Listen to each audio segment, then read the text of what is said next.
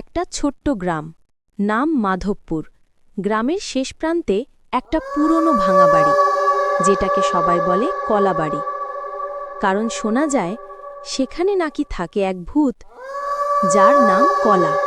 রাতে কেউ ওই বাড়ির পাশ দিয়ে গেলেই শোনা যায়, হাসিস না, আমি কলা, আমি এসেছি। লোকেরা বলে কলা একসময় একলা মানুষ ছিল। সবাই তাকে অবহেলা করত, কেউ কথা বলতো না। একদিন সে হারিয়ে যায়। তারপর থেকে শুরু হয় ভয়ঙ্কর ঘটনা। বন্ধুরা, আজ আমরা যাব সেই কলাবাড়িতে। ভূত না মানুষ, আজ ধরা পড়বেই। রাত তখন গভীর, বাতাস নিস্তব্ধ। অমল আর তার বন্ধুরা হাতে টর্চ নিয়ে ঢুকল পুরনো বাড়িতে। এই, কে ওখানে?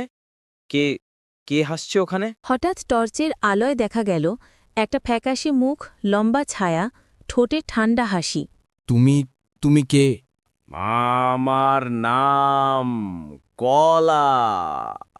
আমার গল্প কিউ শুনি না। বলে হাওয়ার মতো মিলিয়ে গেল সে। অমল আর তার বন্ধুরা দৌড়ে পালালো, আর কেউ আর কলাবাড়ির পাশে যায় না। আজও রাতে বাতাসে শোনা যায়, হাসিস না, আমি কলা, বলে হাওয়ার মতো মিলিয়ে গেল।